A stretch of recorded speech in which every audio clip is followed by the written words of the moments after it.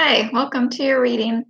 I just wanted to apologize in advance if the video and or audio on this is not that great. I just started using Facebook Live and doesn't give me the best quality versus how I used to make videos, which is with my phone camera. Anyways, so this is probably going to be a two-part video because it's a little longer.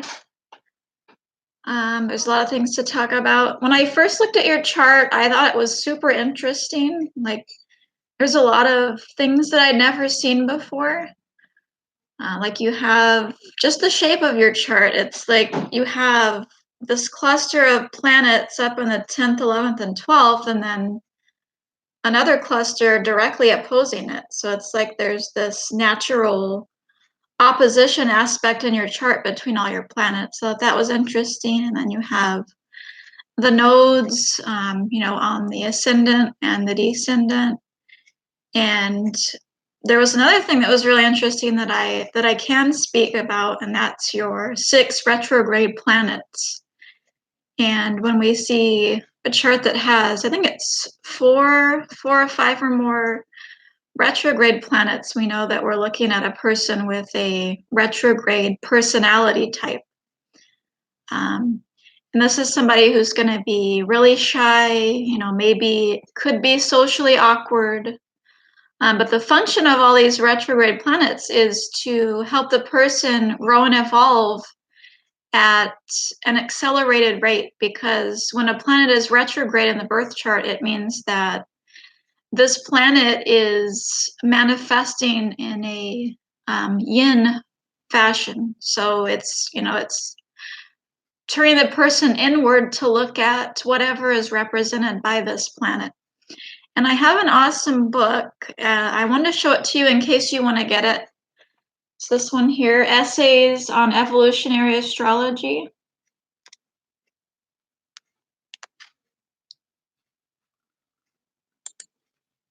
Jeffrey Wolf Green, edited by David Green. And this one goes into all the different planets that are retrograde in their meanings. So I want to read a couple of those for you, just because you do have so many retrograde planets. Okay, so let me make sure.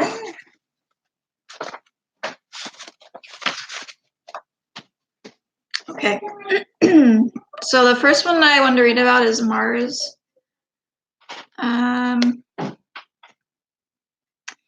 It says, with Mars retrograde, the natural action of Mars is to project outward.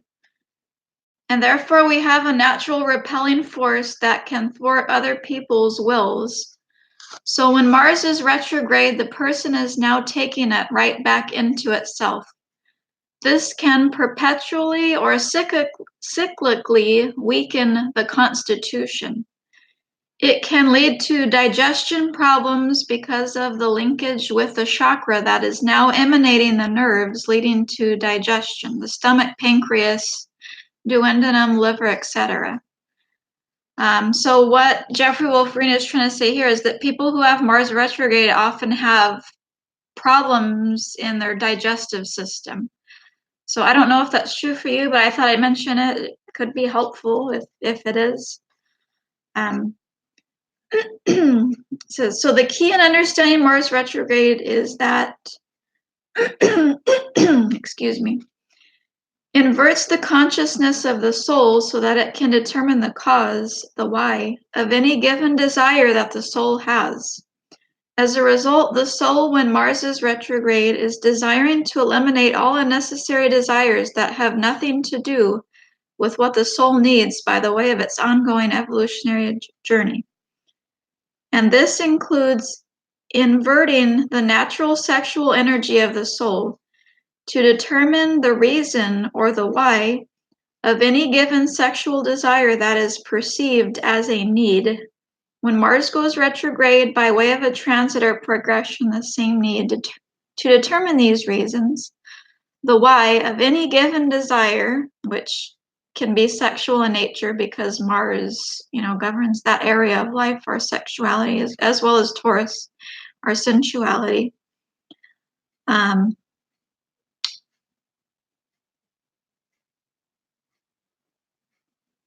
of any given desire that has led to the creation of its life to date, including sexual desires, occurs. As a result, the soul will desire to eliminate or change anything in its life that no longer has anything to do with what the soul actually needs to continue on its evolutionary journey. In the process of eliminating anything that has led to the soul's current state of reality, the soul will reflect on exactly what it does need, what it does desire to move forward on that journey. So here he talks about Mars retrograde being, that instinctual desire to eliminate anything that's not going to serve you on your personal evolutionary journey. In other words, anything that's not helping you grow and evolve as a person that's not what you're looking for. You're looking for the desires, you're having the desires that are going to help you to grow as a person.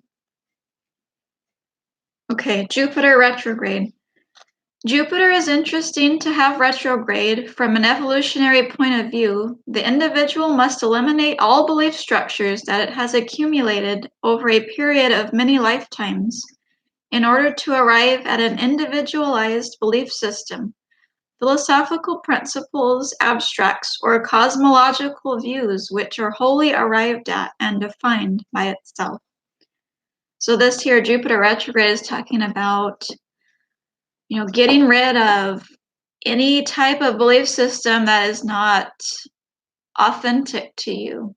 In all your past lifetimes, you've been exposed, to all these different religions and different beliefs. And in this lifetime, it's about getting rid of all that and coming to find a belief system that truly reflects your soul and its wants and needs and desires in this current lifetime.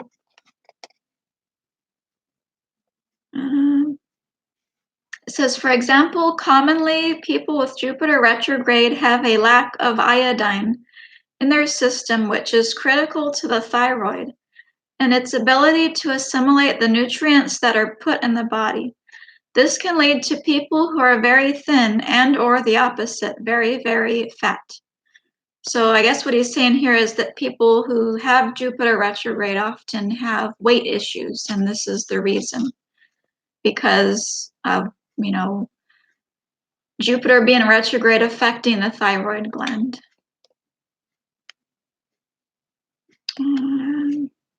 I always like to try to recap Jeffrey Wolf Green because his writing style can be difficult to read sometimes for me. Like he tends to ramble, ramble on, and I don't know. I can see how it can be difficult for some people, especially when you're not the one reading it. If I'm like reading it, it can be hard to keep track of what is being said. Okay, Saturn retrograde.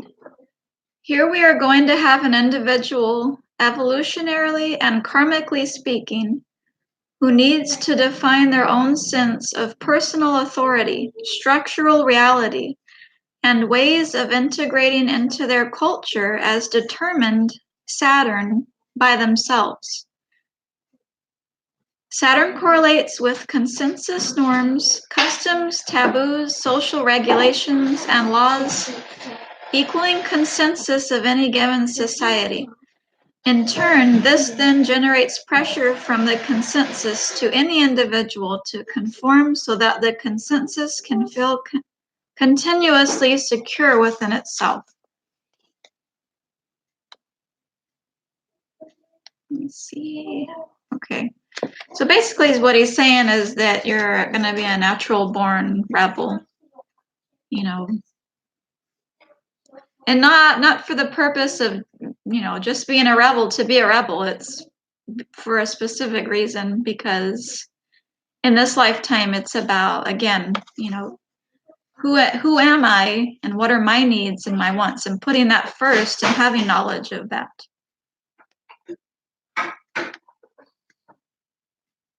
Okay, let's see what else we got here.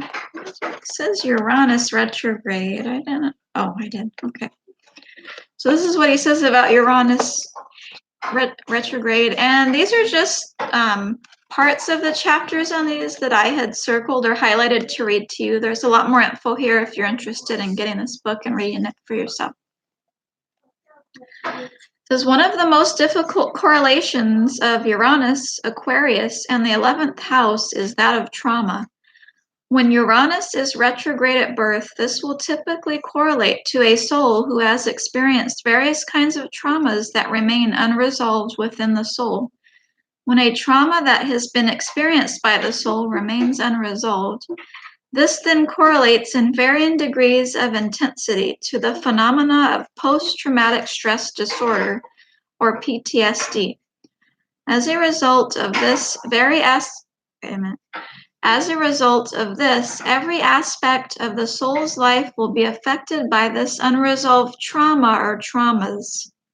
And this kind of reminded me of your skip step, which we'll talk about later in your reading. When this is the case, then any manner of circumstances that the soul creates for itself can trigger this PTSD. When this occurs, the behavioral response is very disproportionate to the actual circumstances at hand that has triggered the PTSD.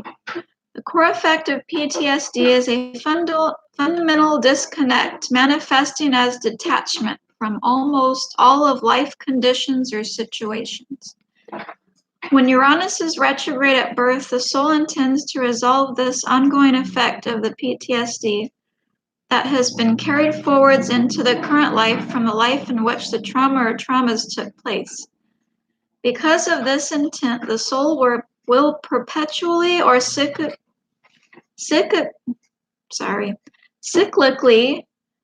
release fragments of the memories associated with the trauma or traumas into the conscious awareness of the individual, so as to relive the trauma or traumas in the current life, reliving in the sense of remembering them. In some cases, this intent to relive in order to heal and move on from the trauma actually manifests in the soul as recreating in some form the original trauma that took place in the context of the current life. When this is the case, the intent, the reason why, is the same: to heal them so that the soul can move forward in its evolution. Until that is done, one of the effects, evolutionarily speaking, is keeping the soul marking time, frozen in such a way that the soul cannot move forward. And this is exactly what happens with a skip step. It's just that you're frozen in time, and your growth and evolution is essentially blocked.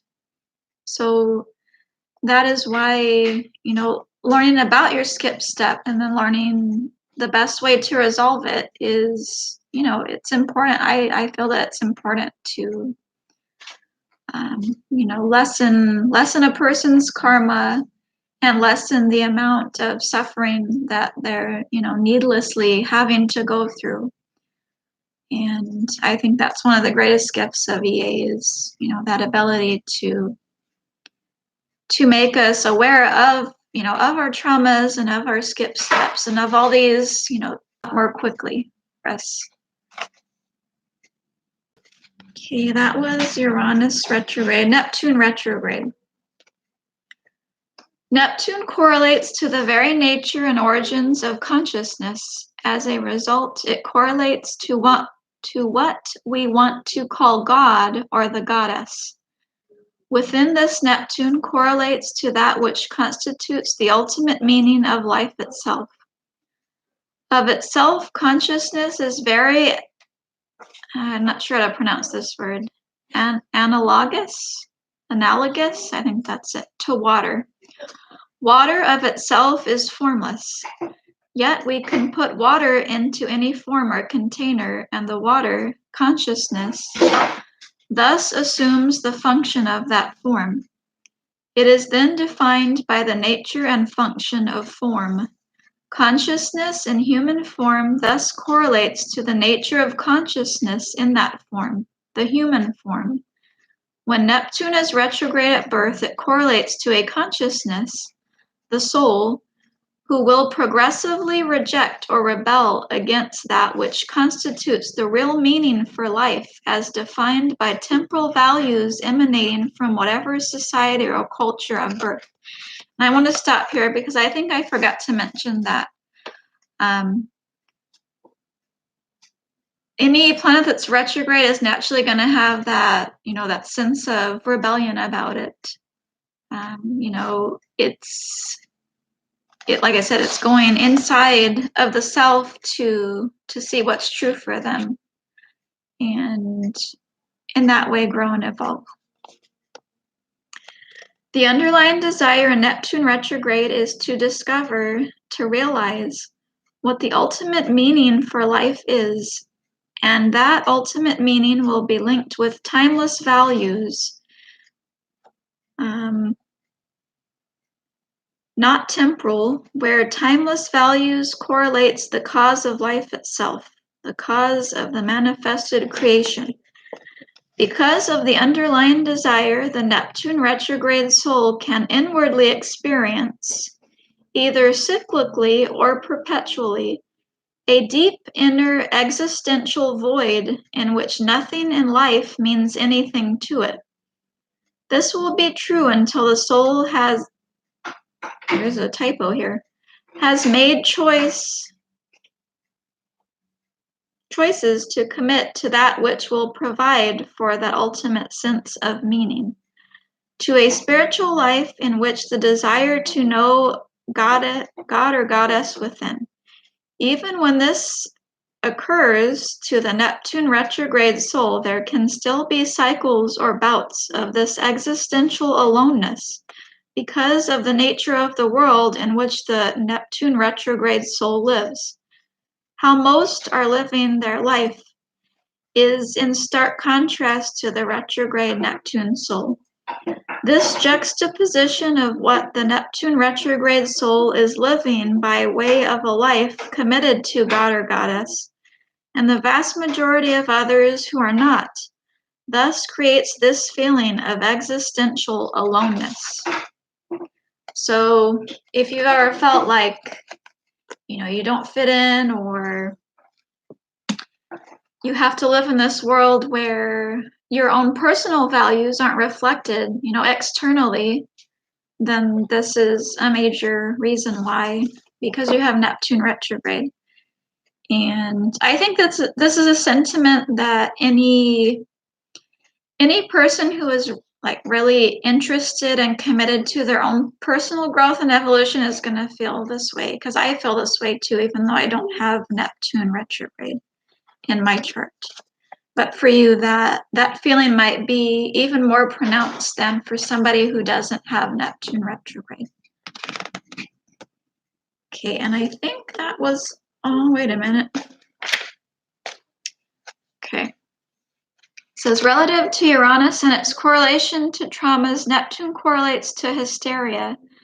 As a function of certain types of traumas can occur in any given life, and the hysterical reaction that occurs due to the nature of certain types of traumas. When those traumas remain unresolved with the attendant hysteria, they will keep moving forwards with the soul in each life that takes place after the life in which the traumas took place. And that's what Jeffrey Wolfgreen teaches, is that when you do have a skipped step, that it keeps following you from lifetime to lifetime until it is resolved. This is called hysteria dysphagia. In some Neptune retrograde souls, this unresolved trauma and the hysteria associated with it will be present from birth. When this is the case, the chemical composition of the brain itself will be in a state of imbalance. A variety of psychological effects will then be present within the consciousness of the Neptune retrograde soul. These will include irrational behavior linked with specific kinds of stimulus, where the behavior being triggered is utterly disproportionate to the nature of the stimulus itself. And this, you know, kind of echoes what happens with a skip step, because it's like you're flip-flopping back and forth between your south node energies and your north node energies. So there's like this constant back and forth, you know, not having any type of balance between those two energies. If you hear anything in the background, that's my daughter. She's playing with toys. Just FYI. Okay. Whatever the stimulus is has the effect of igniting the original reaction that took place when the original trauma occurred. It can include dissociative behavior, which can also manifest of split or multiple personalities. And I'm not saying that this is true for you. I just thought that this would be something that would be really helpful to know, just in case, you know, this is true for you, or if you ever run into anybody else, you know, once you do get further along in your astrology studies that does have Neptune retrograde. I thought it was really interesting because I love psychology and I love, you know, anything that has to do with that. Let's see. It can include creating an imaginary reality that is considered to be the actual reality of the Neptune retrograde soul. It can include all manner of eating disorders, phobias, and neurosis of all kinds. It can include an absolute inability to take responsibility in any way for life itself, leading to a psychological state of being a perpetual victim who blames anything or anyone for that which it is responsible for. It can lead to various types of autism due to the intense sensitivity within the soul that causes the soul to want to hide. In certain of these cases, it can also cause the phenomena of being a savant who has capacities and abilities that are typically labeled as being a genius. When this is the case, this book has a lot of typos. When this is the case,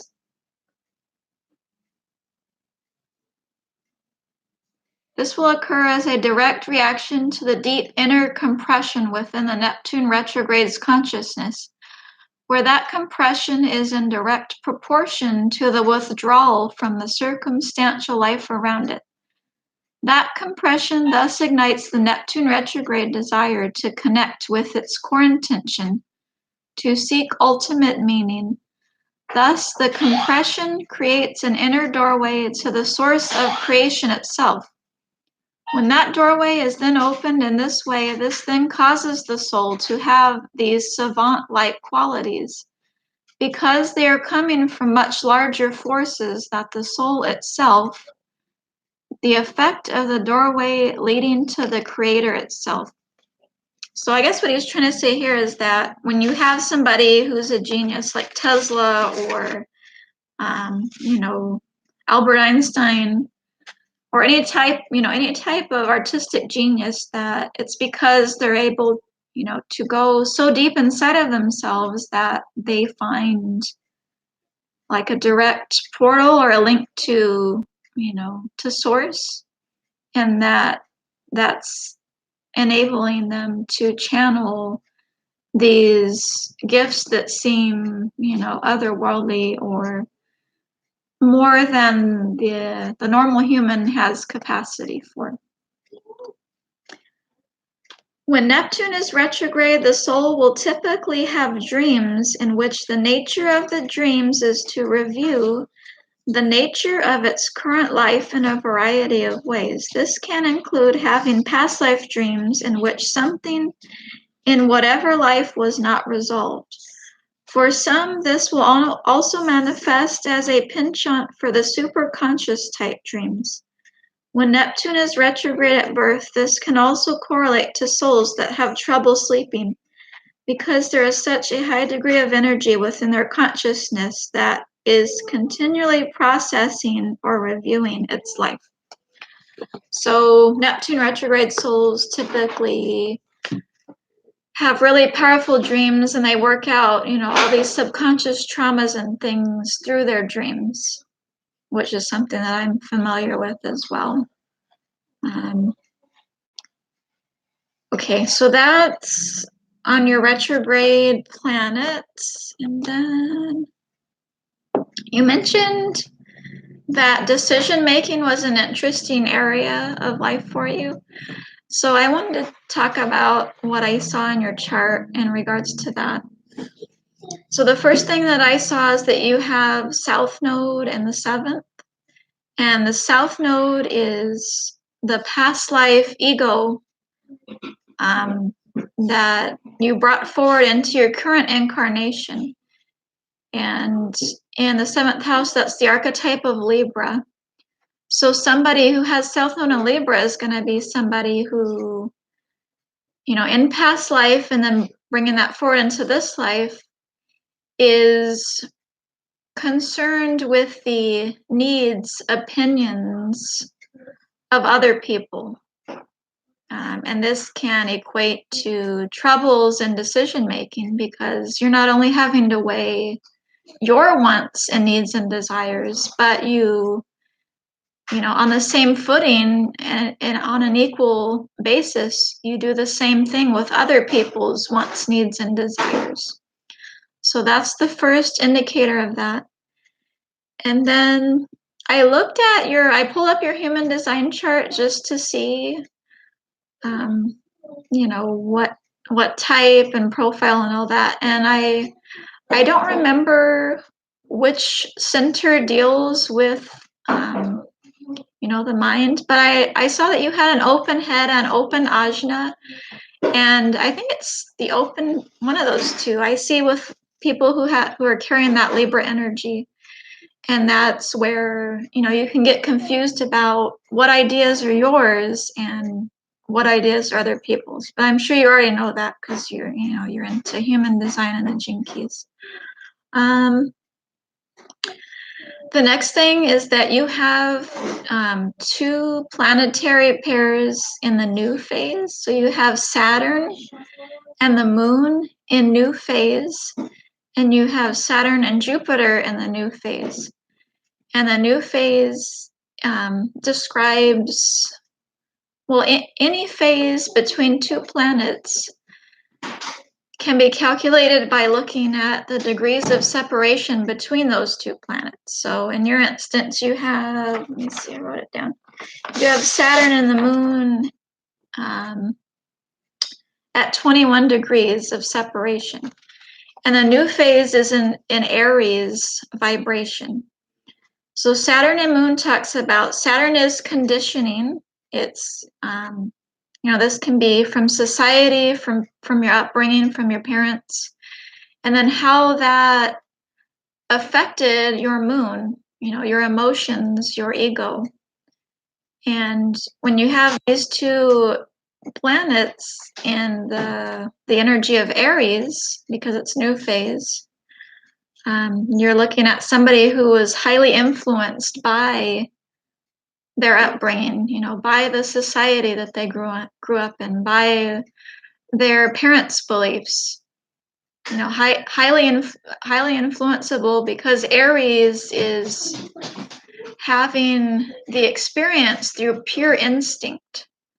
So it's having all these experiences of conditioning, and it's kind of like an infant. It doesn't really know, what is me and what is the other yet.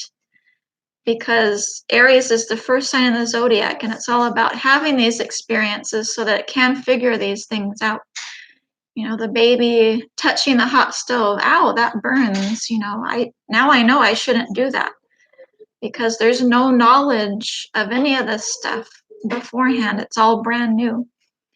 So somebody who has Saturn Moon new phase, like I said, is going to be highly impressionable to this conditioning and how that affects their sense of who they are, their ego and their emotional body. Now it's a good thing that you have those retrograde planets to help, counteract that a bit, rebel against that conditioning. But just because you've sensed that, that this whatever, this belief system that I grew up in or that my parents taught me was right, I knew that this wasn't for me. It doesn't mean that it doesn't affect, you on a deep emotional level and maybe makes you question, some things. And then when we go into the rest of your reading with your past life trauma and how that correlates to your belief systems, I think maybe that'll help tie things together a bit. And then Saturn, Jupiter, new phase is the same thing. The conditioning, how that impacts my personal beliefs, Jupiter. And then that's also a new phase. So that's also an Aries vibration. So it's also about learning through direct experiences that are instinctual in nature. So it's highly impressionable, just like with the Saturn moon. So that was those two planets in that specific phase was another thing that I could think of that can contribute to maybe having a harder time with decision making, because there's still that that mark that conditioning has left on you, when you were young and impressionable. And, that could be another thing that's contributing to that. And then the last thing was your Mars and Venus in full phase. And when we have any planets in full phase, the energy is Libran. So we're talking again about, Libran energy. And Mars and Venus is how we relate to ourselves inwardly, and therefore how we relate to others. So inwardly, you're relating to yourself by, holding your needs and wants on an equal footing with the needs of wants and others. So naturally, you're going to do the same thing when you relate with other people, because we always relate to others the way that we relate to ourselves. We can't say, oh, I love myself unconditionally, and that's the way I relate to myself, and then not love others in the same way. Let me read. I'm going to read about that from this book, which is Pluto, Volume 2, by the founder of evolutionary astrologer, Jeffrey Wolf Green. Okay. It says, following the gibbous, I won't read that. The soul has now learned to adjust its ways of inwardly relating to itself and others. Mars and Venus are now archetypally in opposition. Thus, there is a dynamic state of stress within the soul, because any two planets that are in opposition, there's going to be some, tension there. It must now struggle to learn how to balance its own needs and desires within the context of other people's needs and desires. So this is basically what I was just talking about. There's this feeling within yourself of, how do I meet my needs, but at the same time meet other people's needs? And this is your way of relating, your Mars and Venus in opposition, which can also contribute to, troubles in decision making, because, if you're trying to balance your needs with other people's needs, that can get really tricky as far as figuring out what's the best decision to make. So that's what I found for that. And I'm going to go ahead and stop this video and make this part 1, and then I'll do the rest in part 2.